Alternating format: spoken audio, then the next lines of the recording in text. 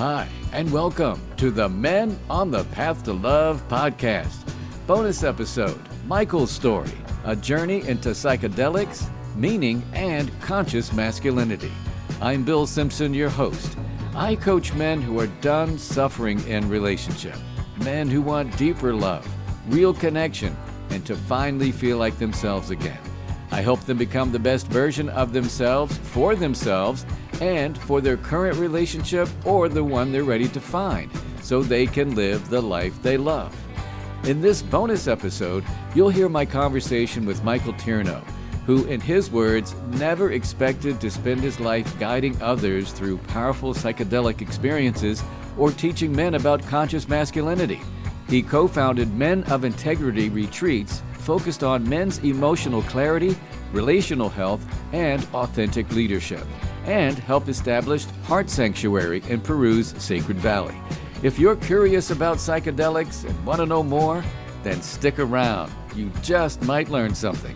It's the Men on the Path to Love podcast. Welcome, Michael, to Men on the Path to Love. Thank you, Bill. Appreciate being here. Thank you for having me. Yeah, well, I appreciate you reaching out. And when I was looking at your profile of your experiences, I just was really intrigued by your journey. And I'm all about telling stories. So I'd like to just jump in and have you share your story with us and how you got to be Sure. with Men of Integrity and all that. Absolutely. Well, it's kind of a longish story, but I'll keep it to the highlights. When I was about 41, 42, I was married, had two kids, had a business, was very kind of satisfied in the sort of like societal sort of conditions as to what like success means and all that kind of stuff. And my wife and I at the time were seeing a coach.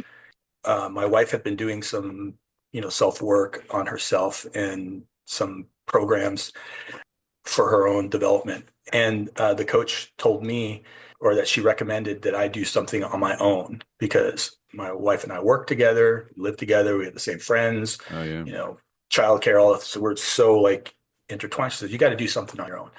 So I was like, oh my goodness, that's kind of a freeing and kind of like, wow, getting permission to do this thing that I hadn't given myself permission for. And also a little bit like, well, what am I going to do?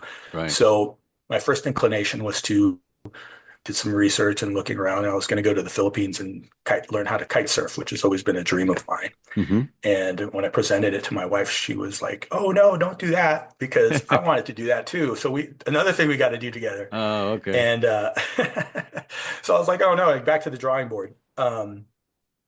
I ended up going to a music festival with a friend. We're having some beers and we're kind of loaded up, and I'm telling him the coach said I had to do something on my own, but she didn't say I couldn't do it with a friend. Do you want to go on a trip with me? And we could go, figure something out. What's on your book? What suggestions do you have? And this guy is fairly overweight, but he tells me that there's a sinkhole in the Amazon and that we can get an outfitter and go rappelling into the Amazon and to Okay. see these like blind fish and all this kind of stuff. And I'm like, Okay. all right, sounds good. So I look it up and it turns out this place exists and that there's outfitters that'll take you there. And I call him up and I say, hey man, I found the place. And he's all, I was drunk. There's no way I can do that. I'll die if we do that. So I was like, oh, back to the drawing board. But during the path of going into exploring about what's in the Amazon, I learned about ayahuasca. For those who don't Got know what ayahuasca is, could you describe that or Sure. explain it? Yeah. Ayahuasca is a psychedelic brew in the Amazon made of two plants, B-cappy and chacruna. They're two plants that are boiled together. The B-cappy vine is the ayahuasca vine. It contains these alkaloids that are monoamine oxidase inhibitors that allow the dimethyltryptamine, which is DMT, that is in the chacruna leaves, to be orally active. So you can take this psychedelic brew that otherwise, if you just take the chacruna, for example, your body will digest it and will have no psychoactive effect. Mm-hmm. But in the combination of these two alkaloids together, you have a visionary shamanic experience, for lack of a better word. Extremely powerful. It's powerful in a different way than like psilocybin containing mushrooms, in that there's a deep physical element to it. Like it works with the body somatically in addition to mentally and emotionally and spiritually. If you have any questions about it, Oh, pretty keep well going. versed That's in good. Yeah, talking. so you So I go down to Peru and I go to this retreat. Now, at this time, I was a very materialist, physicalist. I was always been into metaphysics and philosophy and stuff like that. And I was really attached to the idea of physicalism, that this is, that we're just like robots or machines, biological machines running through the world with this experience of consciousness. We don't know how it works, but very much a materialist framework, physicalist framework. So thinking that, when you die, that's it, boom, lights out, all that kind of stuff. mhm, I was very much an atheist, didn't have a spiritual bone in my body, so to speak. mhm. I had been taken out of me. And I was argumentative also about it, like very much anti the woo. I'm curious Sure. when you say it was taken out of you. Tell me more about that. Any kind of spirituality? Yeah. Yeah, it was kind of like through studied psychology in college and in graduate school. And it was very much a, science-based, what we can observe is what we can know kind of thing. Mhm. And I took that a little bit too far in terms of uh, having the misguided belief that if we weren't able to prove it scientifically, then it really wasn't of any value. Gotcha. And had taken that kind of belief. And since it's very hard to, at that point in time, I didn't have any tools or ability to access in any kind of way that I knew of to access broader kind of consciousness experiences. I was very much in alignment with that. I thought anything that had to do with something of spirit or something of soul or any kind of that stuff or broader consciousness was just kind of, there's no evidence for that. And why are we going down that path? Gotcha. However, in high school, I was interested in some like occult stuff and like spiritual stuff, and I read about like Wicca and a variety of spiritual technologies and stuff like that. But I abandoned all that, thinking like, oh, this is just a bunch of BS. Mhm. Um, so that's what I mean by it was taken out of me. Gotcha. Not like someone forced it out of me or anything like that. But I You was got I an was really a exorcism hard and somebody. I was a really hardline materialist though. Okay, so move on. So I'm going to on the plane to Peru, and I'm just like I'm fairly satisfied with life. But I remember writing my journal because I had read about all these experiences, these visionary experiences with ayahuasca, and I was like, this is either going to be a big giant nothing sandwich, or it's going to be something profound, and I have no way of knowing what's gonna Sure. be. Yeah. So I go to Peru, totally outside of my element. Comfortable. I speak Spanish, and so the first night we're sitting in the ceremony, and words that the shaman slash facilitator, whatever you want to call the medicine man, was saying was like, no matter what happens, in 4 hours we'll be sitting around here eating some fruit. And I'm like, okay, Okay. all right, well, what's going to happen? Who the heck knows? Right. And so I drink the cup and goes to my mat, and immediately my internal world is like thrown upside down. I'm just Wow. like lost in the sauce. It's very disorienting. And I'm telling myself, like, oh my goodness, what have you done? You're going to go crazy, all this kind of, self-talk. This is my first time. Was it pretty scary at that point? For me, it was like one of the most scary moments of my life, Yeah, I right? could imagine. Sure. It was pretty terrifying. But what was interesting was I hearkened back to the words that he told me that in 4 hours was going to be over. So I was just like, all right. And he said, just relax and surrender into it. And so I did that. And what's really interesting, and this is something I tell folks who are interested in these things, is there's not really anything objectively scary. Like if Hmm. you just look at it from like the witness self, now with Right. many, many, many more journeys under my belt, look at it as a witness self, no matter what you're seeing, it's like being at an IMAX movie, right? Just seeing It's these all a visions. movie. Yeah, it's It's all a all a vision. movie, right? So I told myself that and I'd be fine. And immediately after like relaxing into the experience, I opened up into a experience of total beyond like divine bliss of Mm. like feeling a connection with the universe in a way that I had not like experienced before. And it opened me up in that moment to having to eat some crow with regards to like, wow, there is more to this experience than I had this human experience than I had been given credit for. So it was And immediately came your spiritual awakening, I guess. for sure. I was like, wow, I have been so closed-minded with my thoughts, and there's so much more to explore in this human life. It was a real huge turning point for me. And then the next 10 years of my life, it's just been trying to make sense of that and learning to explore the world in this new, more open way. Hmm. Um, So what happened after this retreat that you were on? Like, what was your next step? You came back, and then what? I came back and I was like really floating for like very much open to experience less mental chatter, less concerns about things that I had no control over. Feeling very free and open and had an ease about myself that was sort of foreign to me, but Wow. very peaceful, very present. It was just like the first stage. So it was quite amazing. I didn't drink alcohol for years after that Mm. first experience. It was quite profound. There's a lot of details I could go into, but just the transformative impact to see, like, for example, like wasn't a heavy drinker, but I was a regular drinker, and realizing one of the deep realizations that I had, I was like on I think it was the third night of the retreat, the third experience. The other experiences were much more easy to handle since I had already gone through the first one. One of the experiences, just this awareness came up, like you're drinking because you're uncomfortable because of some shame that's Mm. in there. Mm. And I got to look at it and I said, well, what is there? What are you ashamed of? And I was like, I couldn't find any root to that. It was just the experience of some shame Hmm. that was being covered up by, these substances. And I was like, huh, there's nothing there. And immediately just washed away.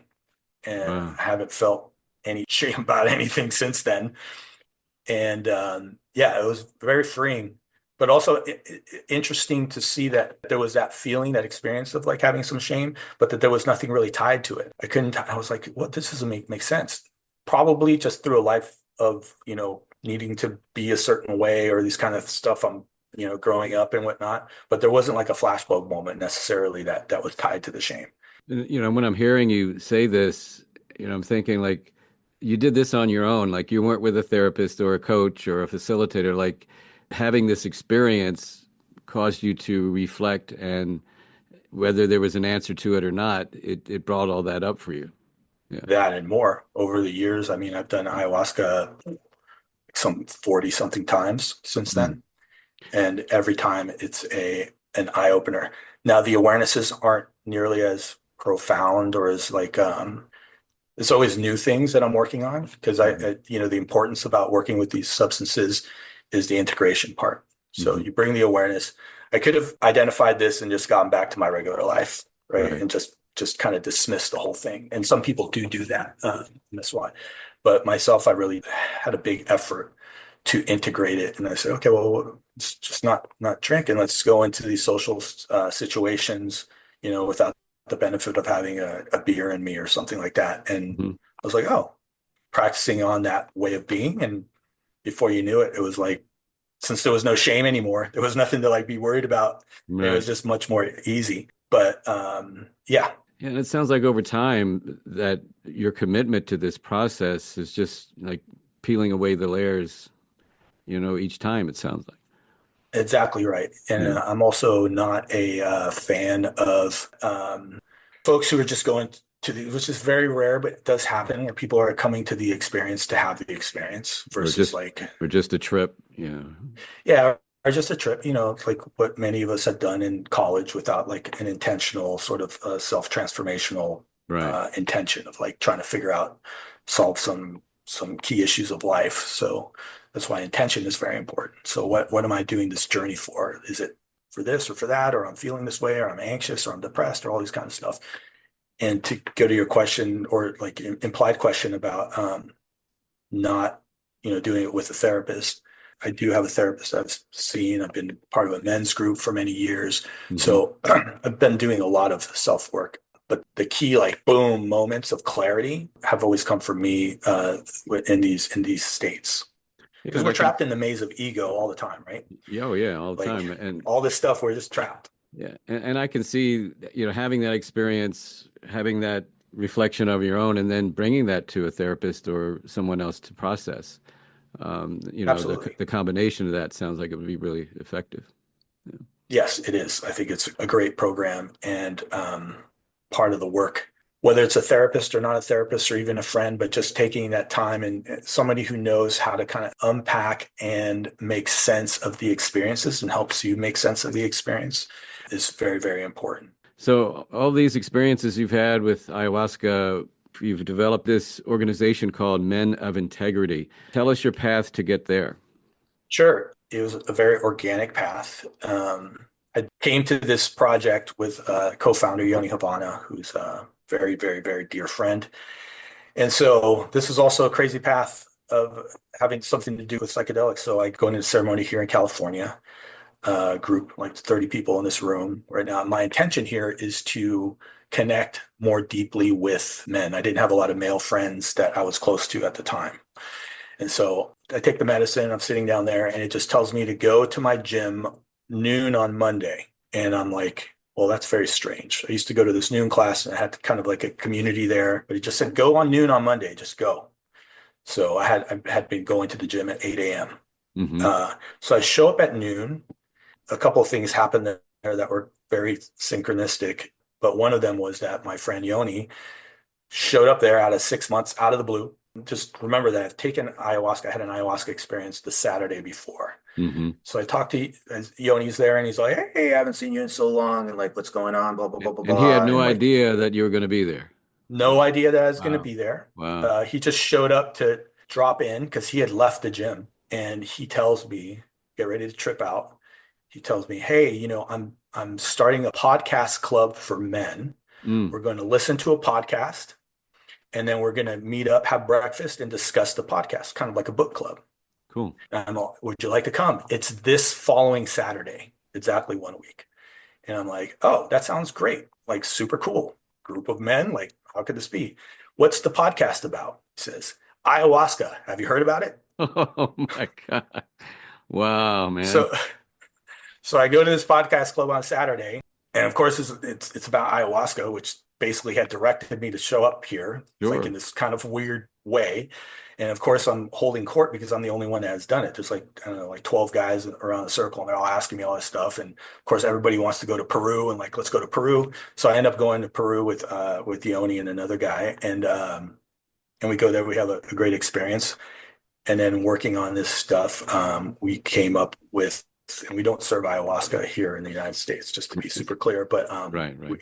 but we started experimenting with some protocols and some things with ourselves and with a small group of friends, and out of that blossomed Men of Integrity, which is a retreat. You might think of it as like a rite of passage for men, Cool. since it's something that's missing from our lives in this Western society.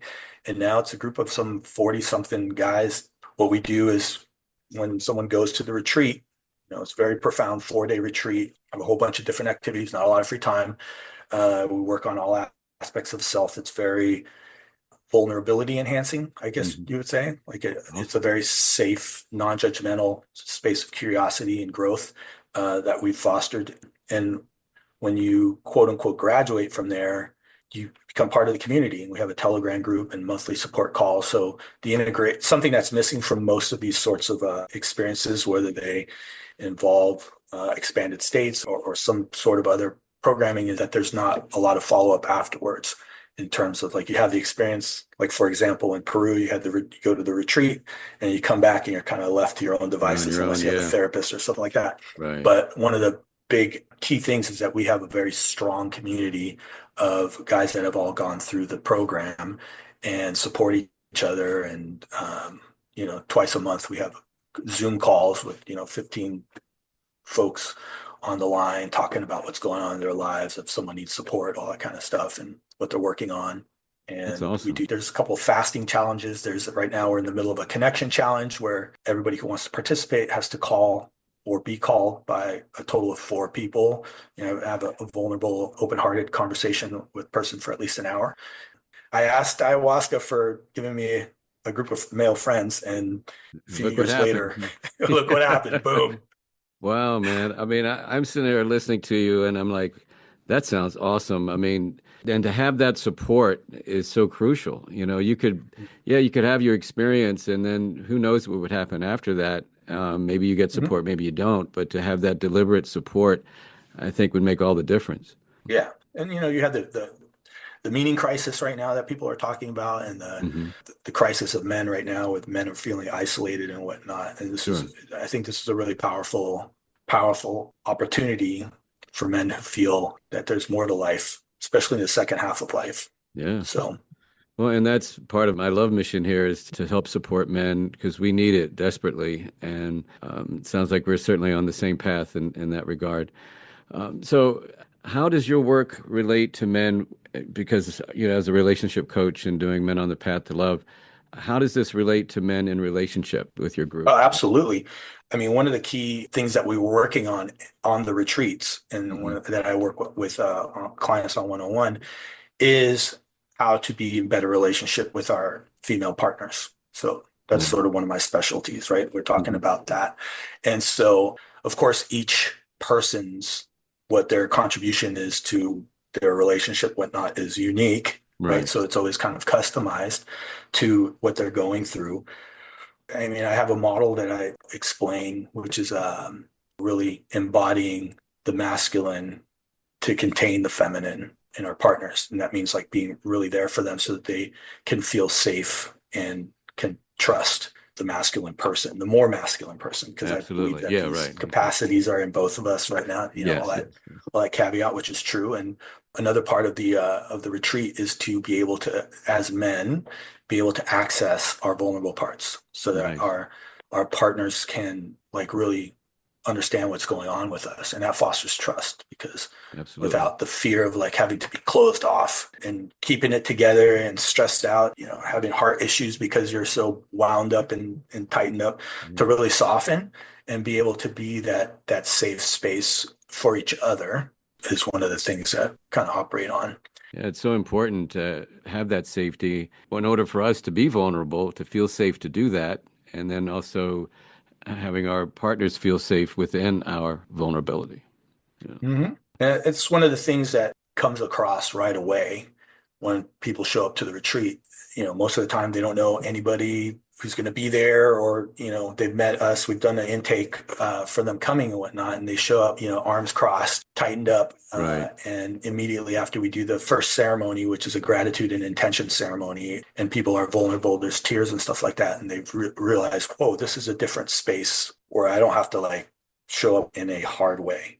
That's And great. then over the course of the 4 days, they're both modeled to how to be vulnerable and how to feel safe in their own skin in that way. And also through the relationship sort of workshop and discussing the relationship things, like where they're striking out in terms of how they can be better in relationship. There's a lot, and it's specific to each guy. Well, Michael, you're doing some great work, man. I love hearing what you're saying. If there's a guy out here that is resonating with what you're saying and wants to be a part of Men of Integrity, how would they go about doing that? Well, you can check us out at moi.community. That's the Men of Integrity website. Or you could see my website. I have a few other programs, including one-on-one stuff that I work with guys and women for, which is michaeltiernoguide.com. And if you're interested in trying ayahuasca in Peru, you could go to heartsanctuaryretreats.com. Both of those things will get you plugged in some transformational work that I'm affiliated with. Awesome. Well, All I'll make three of sure those. all the contact links are in the show Mhm. notes, so folks will have a chance to go there. Before we wrap up, Michael, any last words you'd like to share with us before we head out? Just that I hope that the men of the world can really find the space within them to be able to express themselves in an open-hearted way more Mm, as we move forward in this world, because life just becomes a lot more easier when you are able to connect with all aspects of being rather than just trying to have to show up always as a kind of hard person. So that's what I would say. well, some good words to live by, man, and let's hope so. Let's keep the dream alive. All right. Let's keep the dream alive. It's happening. It's happening. All right, Michael, we'll keep on Right. doing the great work you're doing. Thanks so much for being on Men on the Path to Love. We'll talk again, hopefully. Thank you. Take care. And that's it for this bonus episode of the Men on the Path to Love podcast. I'm Bill Simpson, your host. Thanks for listening. And thanks again to my guest, Michael Tierno. As I mentioned, you can find Michael's contact information in the show notes if you want to know more or have any questions for him. If you'd like to contact me, you can do so in the show notes, or you can visit my website at menonthepathtolove.com. Thanks again for listening to this bonus episode. Until next time, keep your heart open and stay on the path to love.